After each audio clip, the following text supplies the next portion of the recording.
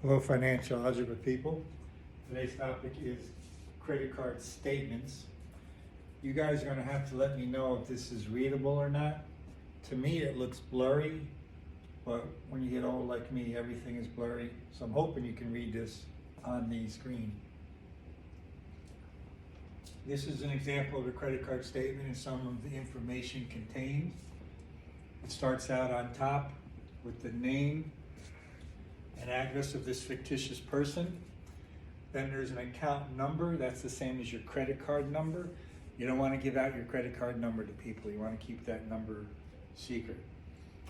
When you buy things online, after you enter the number, you also have to enter the expiration date and something they call the CCV number. If you turn it over on the other side, there's a number up there, and that is also has to be entered. The billing date is when this statement was created, and then when the payment is due. Then you see a list of transactions. Your credit card statement will list everything that you purchased. You see on January 2nd, bought something at the gift shop, January 3rd at the pizzeria, January 5th at the department store, and then a bookstore, and then a payment on January 21st. You can see by the negative in front of the 75 that it was a payment. It lowered the balance that you owe.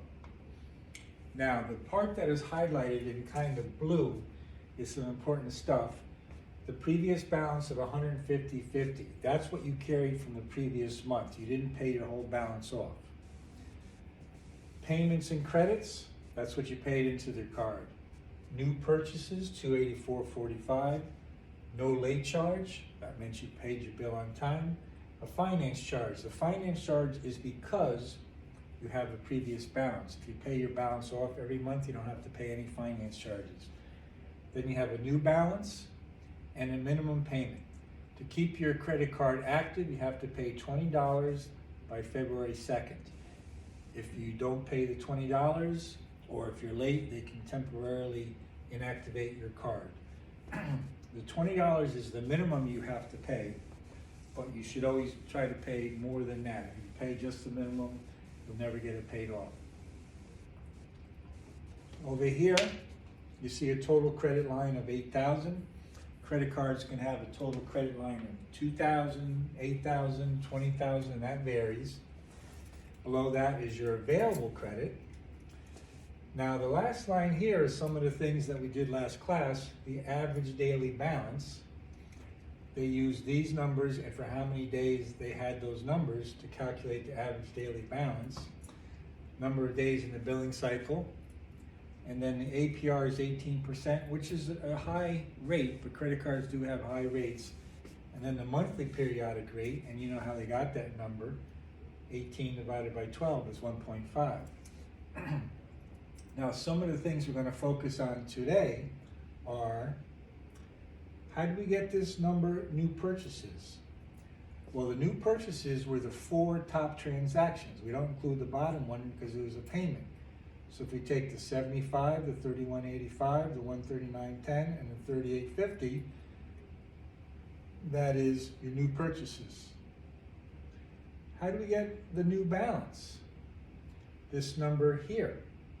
Well, the new balance was your previous balance. Then you subtract your payments, but then you have to add your new purchases, your finance charge, and your late charge. So we do all that math, the 150.50 minus 75 plus that, and that's how you get your 384.48. And the last thing we're going to look at today is, where does the available credit come from?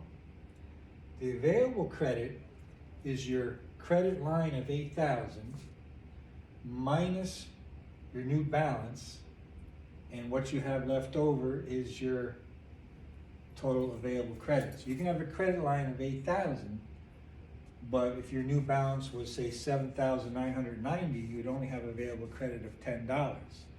And then if you tried to make a purchase of something more than $10, it would get declined. So that is today's topic, and you'll have some assignments that basically just, have you do the math down here, new purchases, new balance, available credit. All right? I hope you can read that.